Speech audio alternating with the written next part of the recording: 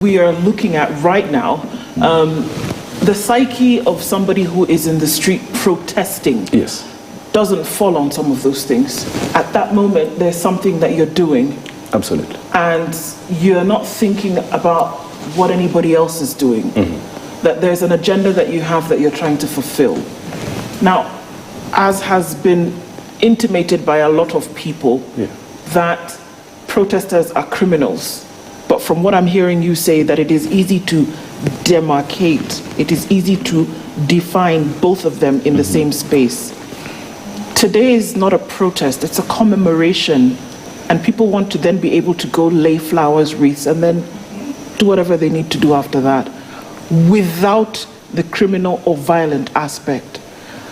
I would assume that security agencies then would then be able to tell the difference between those who are going to do this and criminal elements that might infiltrate this commemoration. Would they not be able to? Ideally they should. Easier said than done. I mean, it seems as though it's a blanket application that's being given because the city's being locked off. Yes, it's the easy way out. It's the easy way out. I mean, professionalism demands that you actually place higher standards. I know the law of most actually does classify how that happens, and not many of us are excellent. The law of most speaks to most being just a shallow reflection of that word most, where most are average, and average of us are mediocre. Now, if you were to apply yourself to the strictest standards of professionalism, then it ideally then means that you are able to exercise proper judgment. And as I said, the buck stops with the guy who has the biggest responsibility. The people that go on their own lives, as is said today, there are people who are on their phones and commemorating. There are people who are at home, perhaps in hostels, maimed, suffered direct assaults, and are doing other things. Now, that is still commemoration, but there are people who are out in the streets and with flags and flowers and wanted to reach a certain spot that perhaps now has been cut off.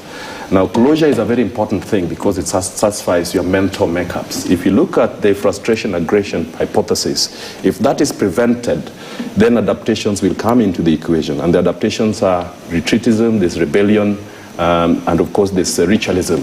So you're saying, quite simply, yes, if you're trying to get into the city with a flower and a flag, and somebody stops you from doing that, having realized that this is a constitutional right, that the next step that you take might then be seen as violent and or criminal. Absolutely. I mean, from the same kind of risk competition, if you're looking at that aspect, then if you are prevented from getting to a need, then there's a certain certainty of reaction, and the reactions is what are pretty much spelled out. So perhaps people are going to get more depressed, you know, people are going to think, and it's normal for human beings to react that way and to saying, okay, I haven't gotten to a point where I needed to go to, and there's a legitimate concern that I had to actually want to get there.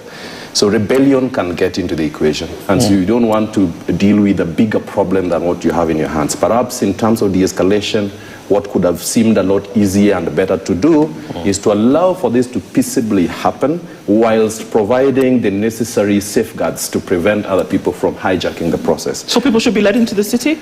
The blocks that we are seeing, security apparatus in different areas, should those be let down according to what you're saying? Well, there's things that you can do, there's things that you cannot do. The things that you can do is actually to beef up. I mean, we've had enough in terms of budgetary allocations to employ more, if more is the aspect to consider. But I would sure think that amongst the considerations would be to retool in terms of mindset training. So that mindset shift is a big thing. Before you even go into the mission and methodologies, then you're thinking mindset is really where you need to have fundamental changes, which is the software. Now, doing the same thing over and over again, if you were to actually just walk back to 224, we had casualties, 225 casualties. Today, perhaps a good Lord is possibly going to jump the equation and prevent losses. But then the same things still happen. Our approaches, our reactions, and of course then how we look at the post. The post will look like people have gone home, they're okay, but it's not, because people, we are social beings, one, and two, we are rational beings, and people will rationalize this, that then if we had legitimate concerns to actually go lay a flower, coming back with it's drying in my own house, it needed to be somewhere else, then definitely people will think through this thing. And they are not isolated. they are going to be conversing on the digital space, because that is another battleground as well. It's well beyond the physical and the reactions with the state. The third perspective is really where the digital and information battleground is, which of course is a very level ground. The wars that are happening in the streets right about now are shifting to the digital space, where loads and loads, if you're thinking numbers alone, maybe the state doesn't have as many in terms of bloggers and whoever they are, as opposed to the general citizenry with phones and other gadgets.